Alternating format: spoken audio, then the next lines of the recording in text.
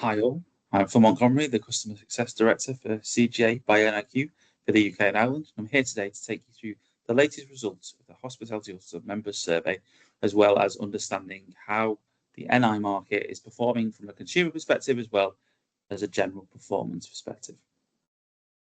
So let's kick off with the operator view and see what are the prevailing trends that we're seeing across the coalface of the NI market.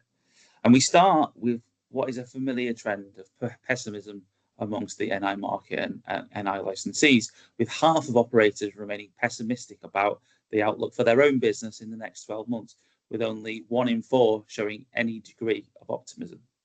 To add to this feeling of pessimism, 2 in 3 operators are feeling pessimistic about the market generally.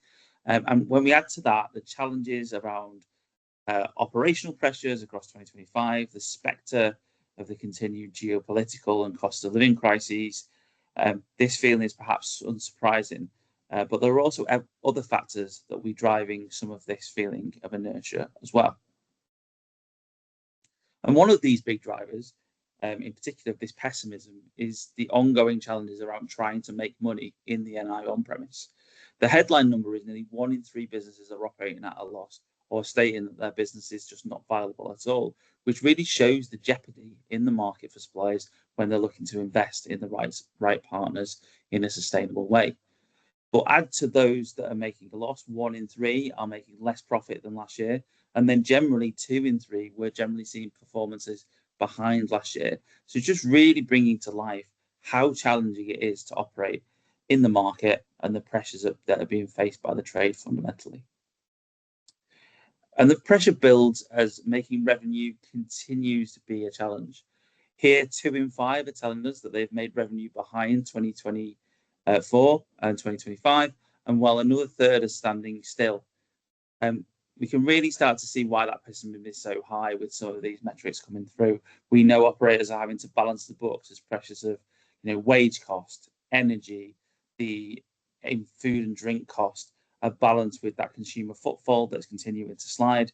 And with revenue stagnating, it really is a vicious circle of challenge. And clearly that's underpinning a lot of the pessimistic tones that we're seeing at the top of the presentation. So unsurprisingly, given all the pressures, risk of business failure is definitely top of mind. I think a silver lining is that 2 in 3 are generally feeling safe, but 1 in 5, so 20% of operators are saying they could cease trading in the next 12 months. Therefore, there's lots of jeopardy. And if suppliers are looking to work with operators, assessment of business viability is really key before you're making those activation and investment decisions to seed your brands. Because ultimately, if you are exposed more to these businesses that are struggling, you're likely to have an impact on your rate of sale, but also potentially long-term an impact on the sustainability of your brand distribution as well. 1 in 5 are also generally unsure of their fate at present, which again probably reflects the general dynamic of the market. Really, so many moving factors, so many potential challenges to overcome and opportunities to take advantage of. It just adds to this overall uncertainty generally. And this risk of failure will inevitably continue to rise.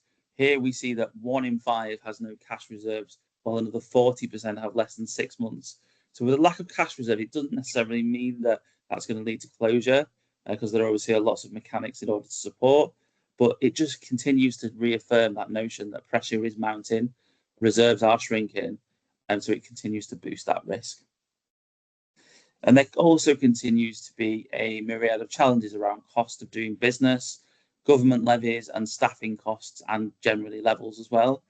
Again, this vicious circle is continuing to have an impact, and it's that circle of challenge that I talked about previously that's not only impacting businesses now, but these factors in particular have had a compound effect over the last number of years, and it's continuing to impact at the coalface. If we think of energy price and the reset of caps and price levels over the last few months, driven by kind of geopolitical instability, we also see just general food and drink inflation. We know over the last number of years that has rose 20-30% in terms of food price inflation generally across marketplaces, and so it's continuing to put pressure on bottom lines and adding to the overall challenge.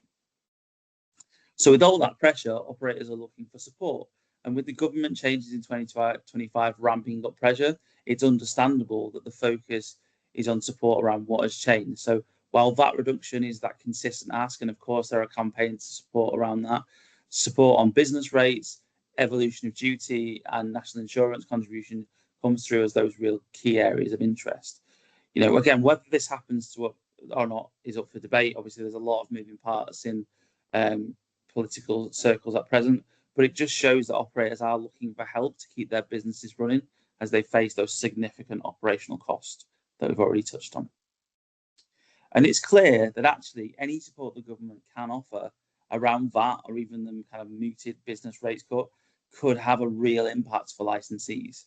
We see when asked about a VAT cut that this would have a really positive impact on business operations and hospitality generally. They're saying that the saving will be deploying to improving their offer, incentivizing staff through better wages, which has that positive multiplier effect in terms of better service, but also filtering benefits straight to the consumer. We can see that 56% are saying that a VAT cut could lead to lower prices to the consumer, so passing that on. So there's real incentives that movement on some of these areas could have a real significant impact generally on how performance happens, not only for operators, but also for brands within that as well. And of course, the consumer is the variable that operators can't control, but alongside the operational pressures, there continues to be challenge here as well, unfortunately. Cost of living continues to be a notable challenge, and unfortunately, the direction of travel is not positive and not where we'd want to be as an industry.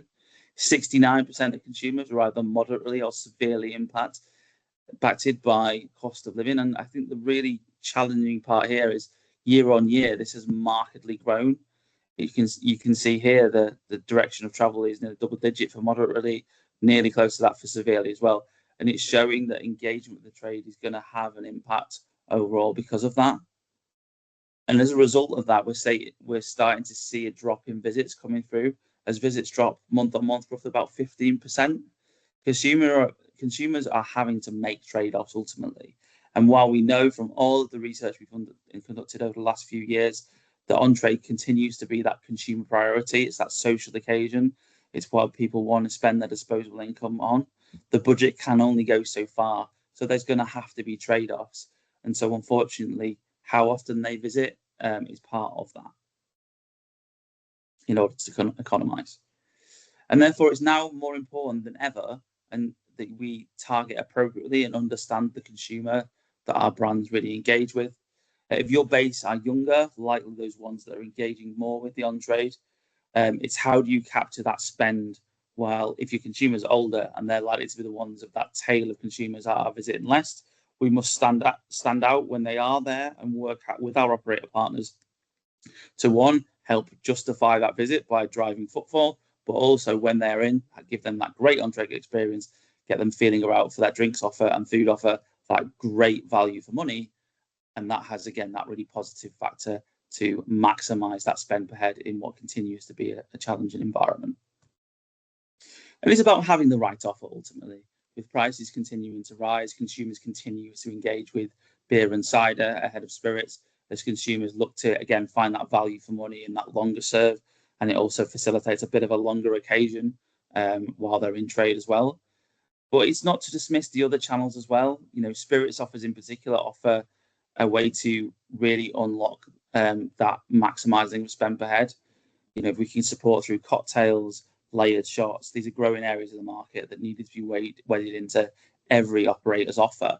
And so if you can play a part from a supplier perspective in that role by advising on serve, on that evolution and how best to position pricing relative to other categories, there is a profitable part of an outlet's offer that can definitely be turbocharged to really support the balance sheet overall. So there continues to be challenge in the marketplace. And just to summarize where we are, it's fair to say there's a lot of pessimism in the marketplace at the minute. It is really clear that we have a number of different nuances that are driving that around the viability of businesses, the profitability continuing to slide, as well as just generally macro pressures around cost.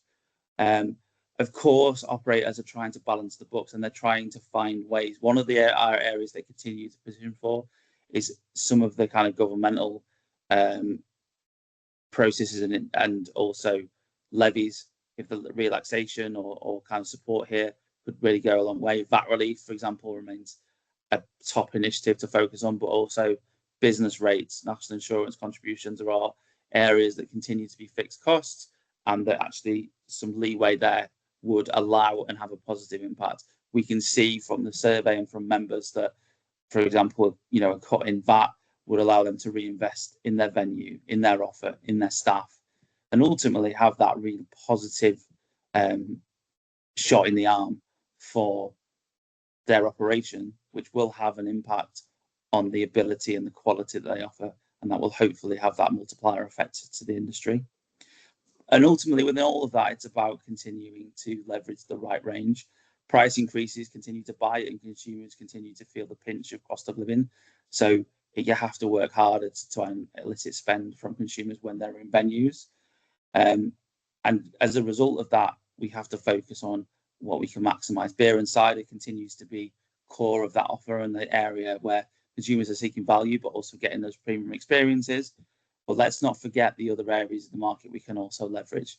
If we think about spirits, there is a big opportunity to drive really profitable lines there from a product offer perspective. If we can use cocktails, if we can use serve, if we can use menu mechanics to really demonstrate to consumers that value for money, then again, there's another string to the bow that we can be offered, and that can be that positive effect overall. So in summary, it's a really challenging, continues to be so in the Northern Ireland on-trade, but there continues to be that shoots of growth for brands. It's about how we work with our operator partners to deliver the most compelling solutions in outlet to justify that value for money when that consumer is making their choice when they visit. And if we can get those mechanics right, there is a positive impact on brand and also licensee moving forward. Hi.